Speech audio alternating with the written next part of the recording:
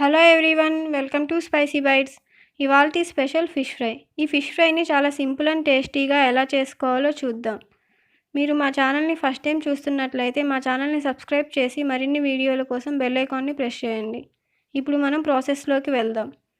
దీనికోసం ముందుగా కొద్దిగా రుచికి సరిపడా సాల్ట్, ధనియాల పొడి 1/2 టీ స్పూన్, జీలకర్ర పొడి 1/2 టీ స్పూన్, బియ్యం పిండి 1 టీ స్పూన్, సగం నిమ్మకాయ, అల్లం వెల్లుల్లి paste 1 teaspoon, cornflour 2 teaspoons, మైదా పిండి 1/2 teaspoon, garam masala 1/2 teaspoon, కారం 1 టీ స్పూన్, పసుపు 1/2 టీ స్పూన్. ఇప్పుడు ఇందులో నిమ్మకాయని మనం పక్కన ఉంచి వీటన్నింటినీ బాగా మిక్స్ చేసుకోవాలి. వీటిని కొద్దిగా మిక్స్ చేసుకున్న తర్వాత ఇప్పుడు ఇందులో మనం ముందుగా తీసుకున్నటువంటి నిమ్మకాయని పిండుకోవాలి.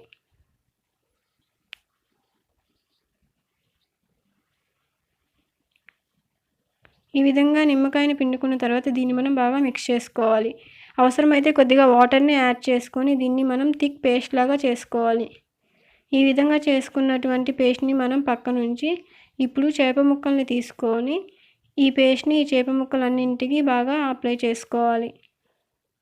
ఈ పేస్ట్ని మనం చేప ముక్కలకి రెండు వైపులా నీట్గా అప్లై చేసి పక్కన ఉంచుకోవాలి.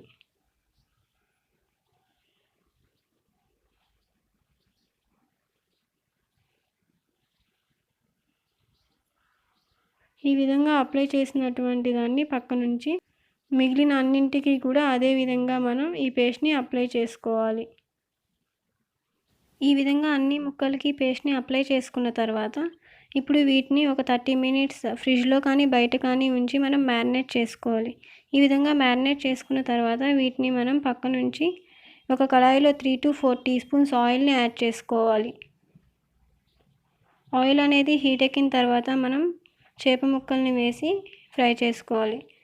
చేప ముక్కల్ని ఎప్పుడూ కూడా మనం సిమ్లోనే ఫ్రై చేసుకోవాలి. అలా ఫ్రై చేయడం వల్ల ముక్క మనకి బాగా కుక్ అవుతుంది, అలాగే ఈవెన్గా ఫ్రై అవుతుంది.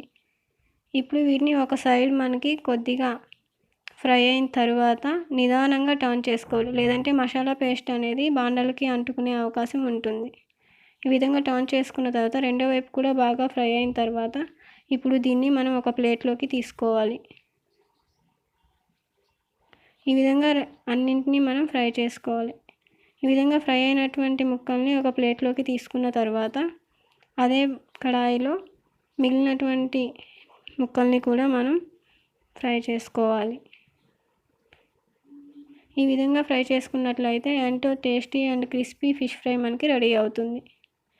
ఈ వీడియో కనుక మీకు నచ్చినట్లయితే లైక్ చేయండి, షేర్ చేయండి, మీకు ఎలా కుదిరిందో కామెంట్ చేయండి. అలాగే మా స్పైసీ బైట్స్ ఛానల్ని సబ్స్క్రైబ్ చేసి బెల్ ఐకాన్ని ప్రెస్ చేయడం మర్చిపోకండి. Thank you for watching.